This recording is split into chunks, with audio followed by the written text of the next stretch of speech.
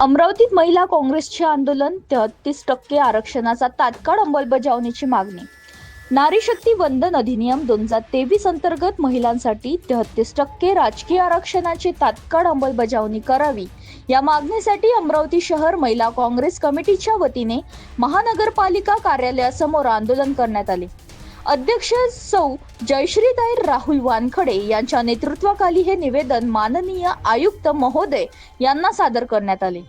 निवेदनात नमूद केल्याप्रमाणे सप्टेंबर 2023 मध्ये संसदेत एकमताने मंजूर झालेला हा कायदा महिलांच्या राजकीय सक्षमीकरणासाठी ऐतिहासिक पाऊल आहे.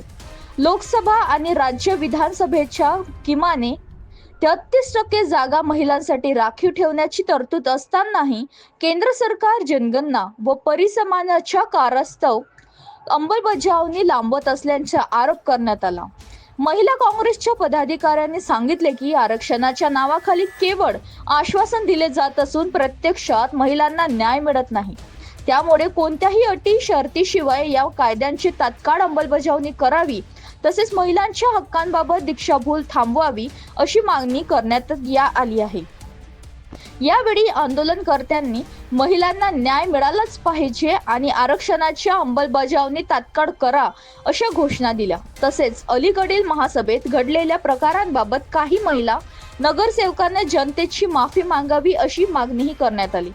महानगरपालिकेच्या प्रशासनानं या निवेदनाची दखल घेऊन संबंधित विभागांकडे मागण्या पाठवाव्यात आणि महिलांच्या सक्षमीकरणाच्या सकारात्मक पावले उचलावीत अशी अपेक्षा महिला काँग्रेसकडून व्यक्त करण्यात आली आहे.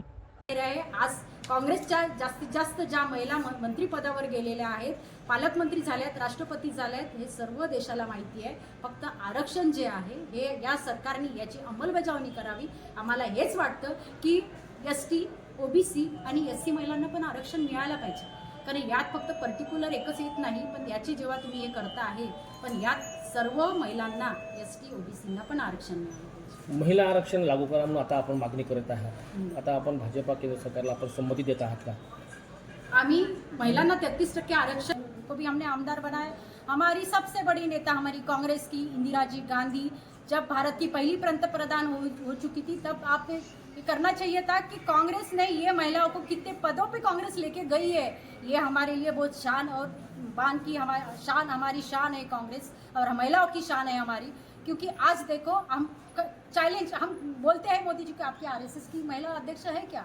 आपकी BJP की महिला अध्यक्ष महाराष्ट्र में है क्या? आपकी पालक मंत्री महाराष्ट्र में है क्या? आपकी मुख्यमंत्री महाराष्ट्र में है क्या? हमको बताइए, हमको जवाब दीजिए, तब हम मानेंगे कि आपने महिलाओं को न्याय दिया करके. धन्यवाद.